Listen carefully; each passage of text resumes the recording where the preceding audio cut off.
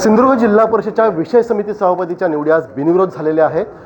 जिल्हा परिषदेच्या वित्त आणि बांधकाम सभापतीपदी संतोष साटविलकर यांची बिनविरोध निवड झालेली आपल्यासोबत आहेत. संतोषजी साटविलकर, संतोषजी खूप खूप अभिनंदन.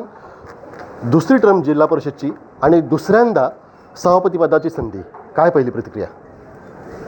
पहिल्या प्रथम मी सर्वांचे, माझ्या नेते मंडळींचे, विशेषतः कोकणचे भाग्यविधाते माननीय नारायणराव राणेसाहेब, त्यानंतर या जिल्ह्याचे पालकमंत्री माननीय नितेश राणेसाहेब आणि आमचे कार्यसम्राट, ज्यांच्या शिफारसीमुळे मी आज जो काय ह्या पदावर बसलो आहे ते आमचे कुडाळ मालवणचे आमदार माननीय निलेश राणेसाहेब यांचे सर्वप्रथम मी माझ्यातर्फे आणि माझ्या पेंढूर जिल्हा परिषद विभागामार्फत मी त्यांचे जाहीर आभार मानतो की त्यांनी मला ही पुन्हा एकदा जिल्हा परिषद सदस्याचं तिकीट, ती निवडणूक आणि पुन्हा ही विषय समितीची मला जी संधी उपलब्ध करून दिली आहे त्याबद्दल या माझ्या नेत्यांचे मी विशेष आभार मानतो.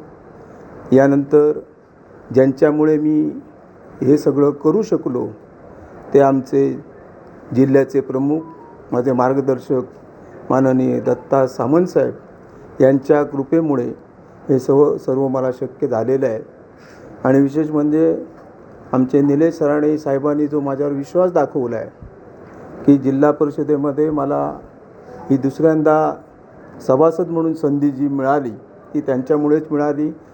आणि त्यांनी हे पुन्हा माझ्याकडे हे विषय समितीचं सभापतीपद देऊन जो पुनश्च माझ्यावर जो विश्वास व्यक्त केला आहे आणि त्यांच्या ज्या संकल्पनेतून कुडाळ मालवणचा मतदारसंघ आणि उर्वरित आमचा जिल्हा परिषद, पूर्ण सिंधुदुर्ग जिल्हा हा विकासाच्या दृष्टीने धावण्याच्या गतीसाठी म्हणून जो त्यांनी विश्वास दाखवला आहे तो सर्व त्यांच्या सहकार्याने, त्यांच्या मार्गदर्शनाने मी निश्चितपणे काम करण्याचा प्रयत्न करेन. सद्यस्थितीत उद्या मी जिल्हा परिषदेची एकंदर बजेटची परिस्थिती जाणून घेणार आहे आणि त्यानंतर साहेबांना याची सगळी कल्पना देऊन त्यांच्या मार्गदर्शनाने जिल्ह्याचा विकास कशा पद्धतीने किती वेगाने होईल त्यांच्यासाठी मी त्यांचा सल्ला घेईन आणि त्यांच्या मार्गदर्शनाखाली मी निश्चितपणे सिंधुदुर्ग जिल्हा परिषदेच्या विकासाच्या दृष्टीने मी काम करेन आणि जो त्यांनी माझ्यावर विश्वास व्यक्त केला आहे त्याला मी निश्चित उत्तरायी होईन एवढं मी या माझ्या निवडीच्या संदर्भात ग्वाही देतो. आणि पुनश्च एकदा माझ्या ह्या सर्व नेत्यांचं, महायुतीचं मी आभार व्यक्त करतो की या माझ्या 50 जिल्हा परिषद सदस्यांनी बिनविरोध माझी ही निवड समितीची जी विषय समितीची सभापती म्हणून जी निवड केली आहे त्यांचीसुद्धा मी माझ्यातर्फे जाहीर आभार व्यक्त करतो. आणि एक मनाने, एक दिलाने सिंधुदुर्ग जिल्हा परिषदेच्या सर्व सभासदांना विश्वासात घेऊन, विशेषतः अधिकारी वर्गाला विश्वासात घेऊन मी या विकासाच्या दृष्टीने माझ्यावर टाकलेला विश्वास सार्थ करेन एवढी मी ग्वाही देतो. संतोषजी, बघितलं तर हे खरं म्हणजे ह्या संपूर्ण खात्यांचा तुम्हाला पूर्णतः अभ्यास आहे. कारण बघितलं आपण तर 16-17च्या टर्ममध्ये आपण वित्त आणि बांधकाम सभापती होतात. दुसऱ्यांदा जे मी सुरुवातीला जसं म्हटलं होतं की पुन्हा मला जे पदची संधी मिळाली, त्यानंतर पहिल्याच टर्ममध्ये यावी सुरुवातीलाच तुम्हाला ही वित्त आणि बांधकाम सभापतीची संधी मिळाली. बघितलं तर राजकारण जे काय आहे सध्या इथलं तर महायुतीचं आहे. भाजप आणि शिवसेनेची सत्ता आहे. वित्त आणि बांधकाम हे विषय समिती अत्यंत महत्त्वाची म्हटली आहे ते चारही समित्यांमध्ये. अपेक्षा होती की विषय समिती म्हणजे ही वित्त आणि बांधकाम सभापतीवर मिळेल अशी? नाही सर, माझं वैयक्तिक असं मत आहे की काम करणाऱ्याला पदाची काही गरज असते अशातला काय माझा अनुभव काय निश्चित नाही आहे. मी माझ्या विभागाने मला म्हणजे विशेषतः पेंढूर जिल्हा परिषदेचे मी सर्व मतदारांचे जाहीर आभार व्यक्त केले की त्यांनी मला ही जिल्ह्यात येऊन बसण्याची जी संधी दिली आणि मी एक सभासद या नात्याने निश्चितपणे काम करू शकतो. आणि अनायासे एक चांगली संधी आहे म्हणजे की हे विषय समितीचं सभापतीपद मिळाल्यामुळे उर्वरित जिल्हा परिषदेच्या म्हणजे पूर्ण जिल्ह्याची जबाबदारीच्या विकासाच्या दृष्टीने मी काम करेन. पण पदाची म्हणजे पद असलं की काम होतं अशातला काय भाग नाही आहे.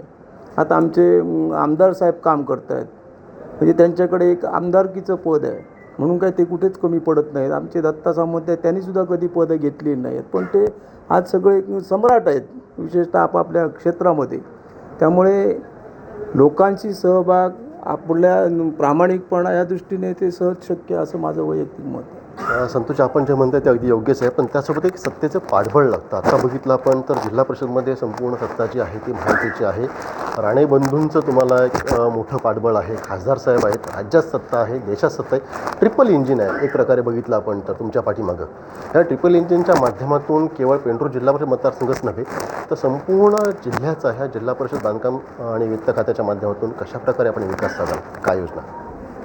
नाही सर, विकासाच्या दृष्टीने आता कसं झालं आहे की कारण मी ज्यावेळी 2017 ते 2022 यामध्ये मी जिल्हा परिषद सदस्य होतो आणि त्यावेळी सुरुवातीलाच माझ्याकडे पहिल्या सुरुवातीलाच म्हणजे 2017 सालीच माझ्या मते मला संधी मिळालेली. त्यावेळी जिल्हा परिषदेचं एकूण बजेट हे जवळजवळ 23 कोटी रुपये होतं आणि मी आजच साधारण माहिती घेतली आहे की ते 14 कोटीपर्यंत आलं आहे.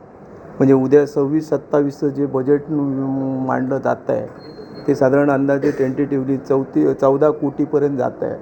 त्यामुळे हा जो काय फरक आहे तो निश्चितपणे विचार करण्यासारखा आहे आणि त्या दृष्टीने बजेट वाढण्याच्या दृष्टीने मी थोडक्यात जिल्ह्याचं उत्पन्न वाढण्याच्या दृष्टीने आमचे माननीय अध्यक्ष प्रमोदजी कामत साहेब आहेत, आमचे दादा साहिल आहेत उपाध्यक्ष आणि सर्व आमचे सभासद हे आम्ही माननीय राणेसाहेब, पालकमंत्री नितेश साहेब, आमचे आमदार निलेश राणेसाहेब यांच्याशी चर्चा करून एक सिंधुदुर्ग जिल्हा परिषदेचं उत्पन्न, कारण शेवटी पैसा नसेल तर आपण काही करू शकत नाही, पण तुम्ही आता म्हटल्याप्रमाणे एक समाधानाची बाब एक आहे की अगदी देशापासून अगदी जिल्ह्यापर्यंतची एक सत्ता आमची आमची असल्याकारणाने हा बराचसा कार्यभार उरकता येईल. परंतु जिल्ह्याचं वार्षिक उत्पन्न हे वाढणं हे अतिशय आवश्यक आहे आणि त्या दृष्टीने एक वित्त सभापती म्हणून ज्यावेळी माझ्यावर जबाबदारी येईल आणि त्याचा मी कार्यभार आढावा घेईन आणि त्याची सगळी आढावा घेतल्याच्या नंतर मी माननीय पालकमंत्री आणि आमचे आमदार यांच्या कानावर घालून त्यांचं मार्गदर्शन घेऊन पुढे आपल्या शासनातर्फे या जिल्ह्याला काय मिळवता येईल आणि उत्पन्नाची बाब कशी करता येईल, कारण आपला सिंधुदुर्ग जिल्हा पर्यटन जिल्हा आहे, मग त्यामुळे त्यात विशेष भर म्हणून कशी घालता येईल आणि जिल्हा परिषदेचं उत्पन्न कसं वाढवता येईल या दृष्टीने एक वित्त सभापती म्हणून माझी निश्चित मी खात्री देतो की मी आमच्या माननीय सगळे वरिष्ठांशी चर्चा करून या संदर्भात निधी वाढवण्यासाठी प्रयत्न करेन. संतोषजी, आपणास खूप खूप शुभेच्छा. तर हे होते संतोषजी साटविलकर यांनी म्हटलं आहे की जिपाध्यक्ष प्रमोद कामतजी असतील म्हणा किंवा उपाध्यक्ष दादा साहिल असतील म्हणा किंवा कुडाळ मालवणचे आमदार निलेशजी राणे, पालकमंत्री नितेश राणे, खासदार नारायण राणे यांच्या माध्यमातून जिल्हा परिषदचं उत्पन्न वाढीस लागणं आणि त्यासाठी काही भरीव योजना आणता येतील का, तर त्यासाठी आपले प्रयत्न असतील आणि याच्या माध्यमातून संपूर्ण जिल्ह्याच्या विकासासाठी आपलं योगदान असेल अशा प्रकारची ग्वाही जी आहे ते नूतन वित्त आणि बांधकाम सभापती संतोष साटविलकर यांनी दिली आहे. कॅमेरामन आनंद तांबेसह राजन चव्हाण, आपला सिंधू न्यूज, ओरोस, सिंधुदुर्ग. ताज्या अपडेट्स आणि ताज्या बातम्यांसाठी आजच सबस्क्राईब करा आपला Sindhudurg digital news channel. Like करा, शेअर करा, कमेंट करा आणि महत्त्वाचं म्हणजे बेल आयकॉनला क्लिक करायला विसरू नका.